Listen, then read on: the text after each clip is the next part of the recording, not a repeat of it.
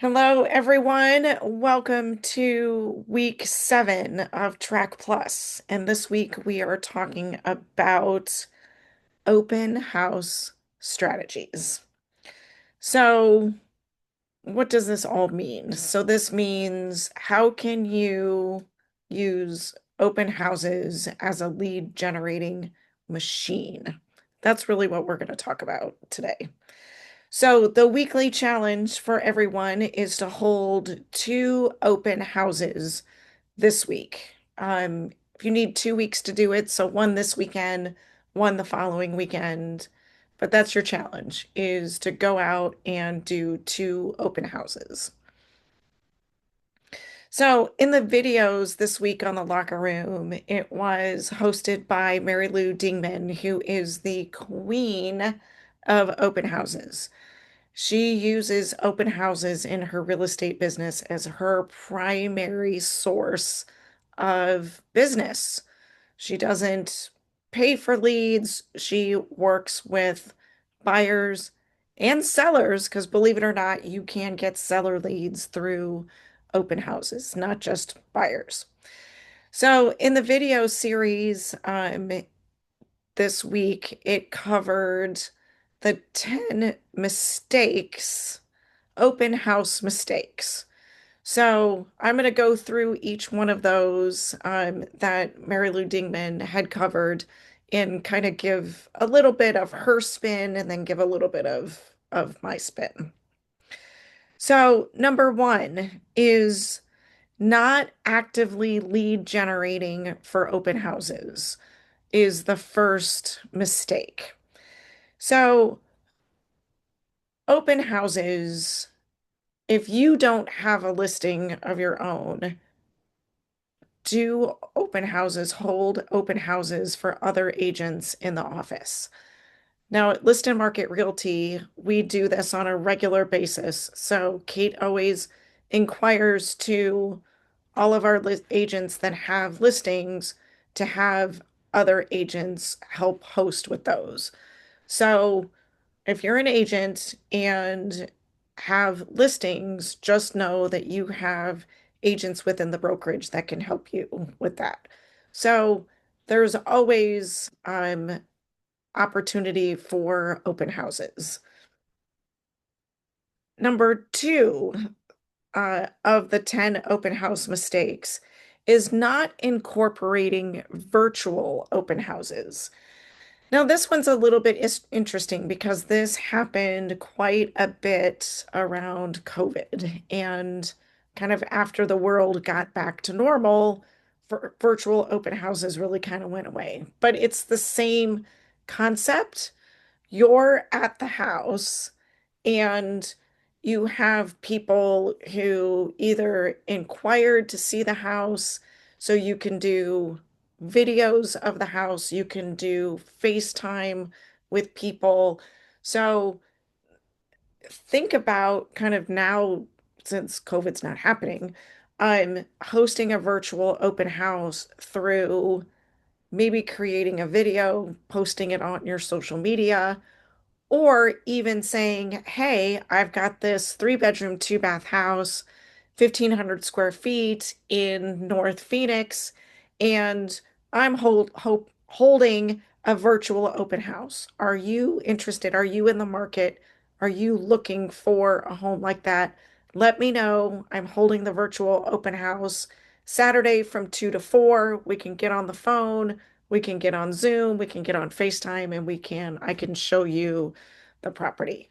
Um, with it being a million degrees in Arizona during the summer, this may not be a bad approach. So anyway, it's an interesting opportunity just to look at open houses a little bit differently. Yes, Miss Devon. You just gave me a thought. I don't know if this is something that would work. I don't have a lot of experience with it. But what about a Facebook Live or like an Instagram Live at That the would be okay. great. That would be That great. that's something that I might try to set up. Yep. So I that is a great idea. I'm hosting an open house this on Saturday, so I actually might do that on Saturday. With this open house just to get more eyeballs on it. And right now at the time of the recording, our market is we're shifting, right? We're shifting from a seller's market to a buyer's market. So we have lots of inventory.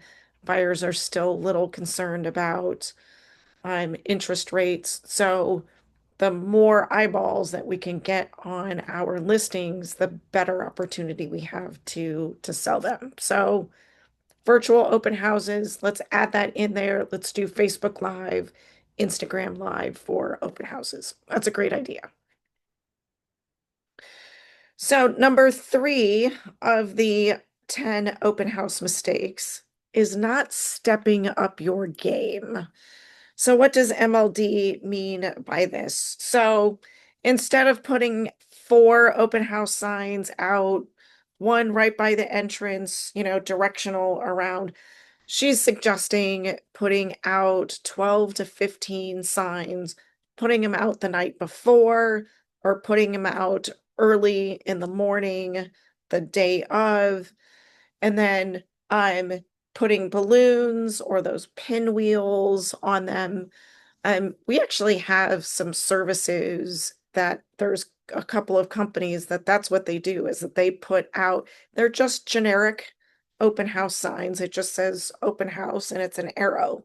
And you can hire them and they can put out however many signs you want. I have no idea what the cost to do something like that is, but that is an opportunity. And so also kind of talking about what we were just a little bit ago about doing Facebook Live is posting open houses on social media while you're doing it, while you're there, just letting people know that the open house is going on, and that they can come by and see you. So number 4 in the top open house mistakes is not asking for an appointment. So it was interesting because when MLD was giving the presentation, she says to meet people at the porch. In Arizona, we don't have porches. So I revised it to say meet people at the front door. So a good idea is to sit close to, if the home has like a front window, sit by the front window. You can see when people are pulling up. But yes, open the door, greet them in the door, just like it was your home and you're inviting a guest in. Invite them in, introduce yourself, ask them for their names, shake their hands, and have information about you and the property readily available right there. Um, ask ask probing questions. Ask them what brings them out today? Are they local? Do they live here?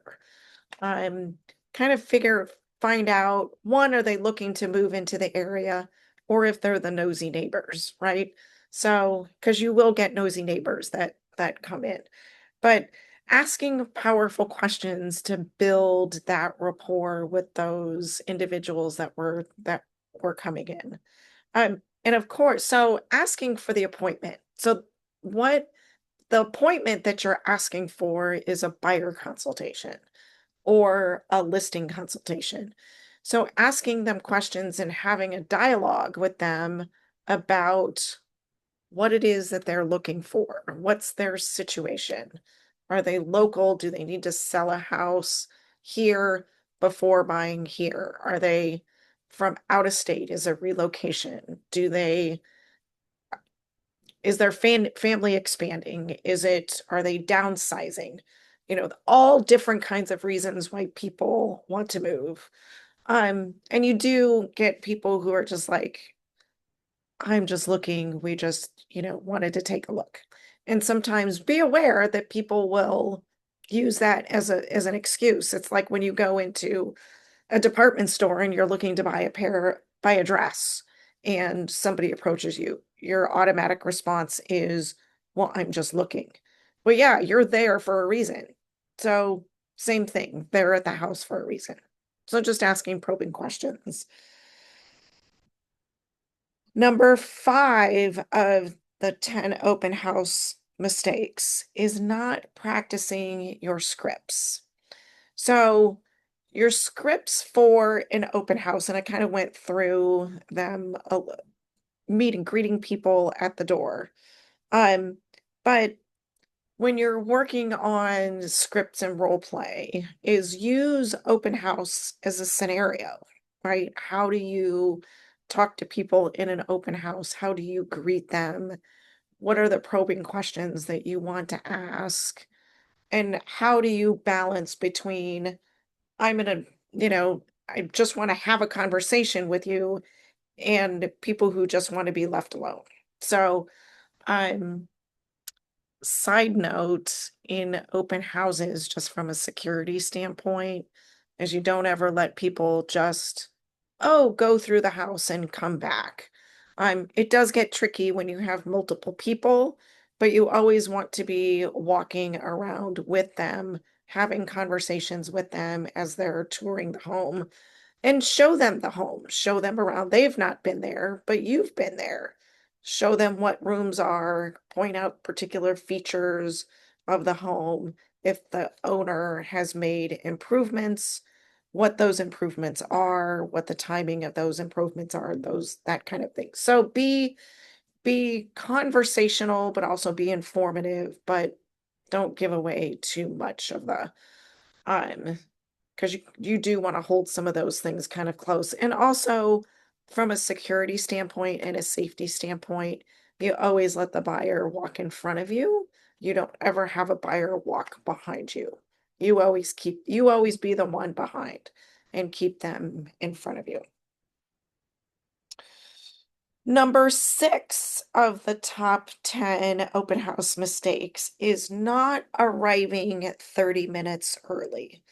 So if your open house is from 1 to 4, arrive at 10:30, get everything set up because you've advertised it for starting at 1 o'clock, and people are going to start coming in at 1 o'clock. You don't want to be preparing and setting everything up at that time. So arrive 30 minutes early.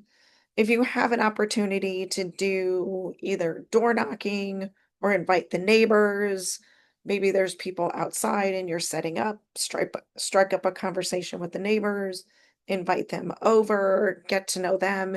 Maybe they know somebody. They themselves, they may want to put their house on the market. They may be looking to make a real estate move. So it's always, it's conversations, right?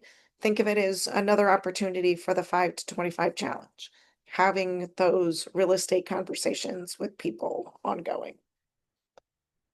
Number 7 of the top open house mistakes is not previewing similar homes. So really the point behind this is really knowing the market, right? And understanding what are the homes that are on the market that you're listing, if it's your listing. But with that home that you're doing the open house for, what's the competition? What does that, and kind of where do you stack this property to other properties that are on the market in the neighborhood, or at least in the general area?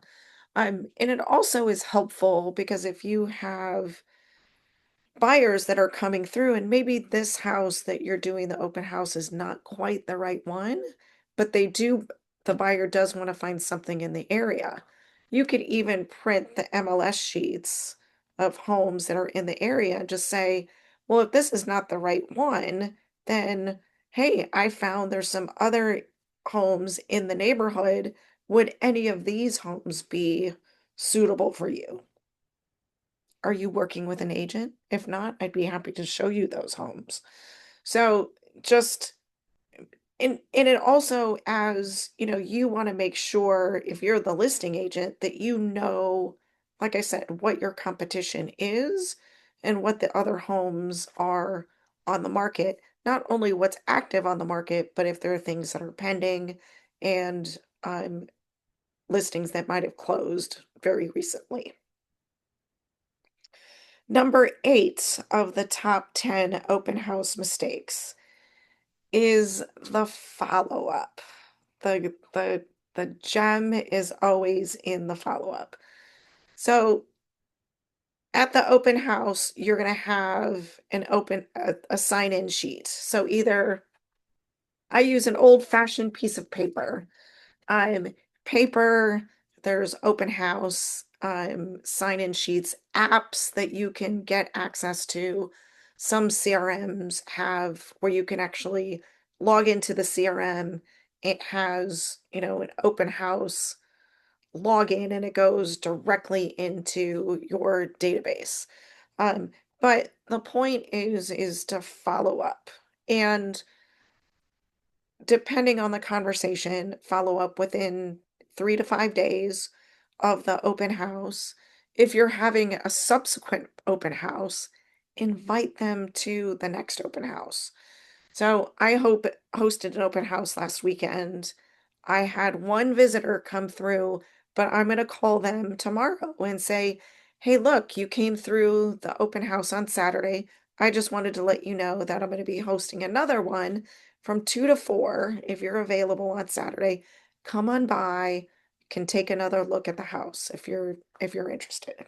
So, um, yeah, so always follow up. Follow up is the key.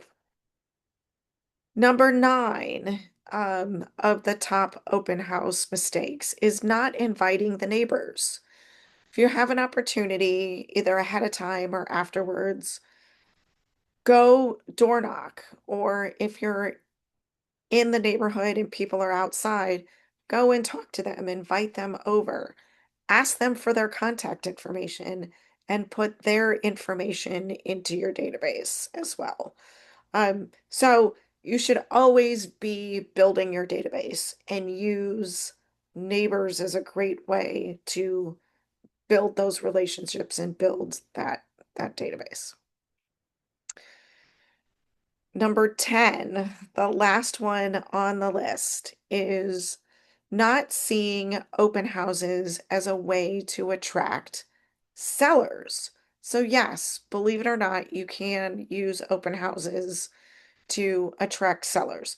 So it's the same thing. It's talking to the neighbors, seeing if they are looking to move, what their situation is. But a lot of the time, people that are looking to buy need a place to sell. So they could be buyers, but they could also be sellers. So understanding that when you do open houses, it's not, yes, it's a great way to showcase the home and find a buyer for that home. But a lot of times buyers will not buy that home. They want to buy a different home. And depending on their circumstances, more than likely have a home that they need to sell before they buy another one. So those are the top 10 things. One of the handouts in the if I can find it. Oh,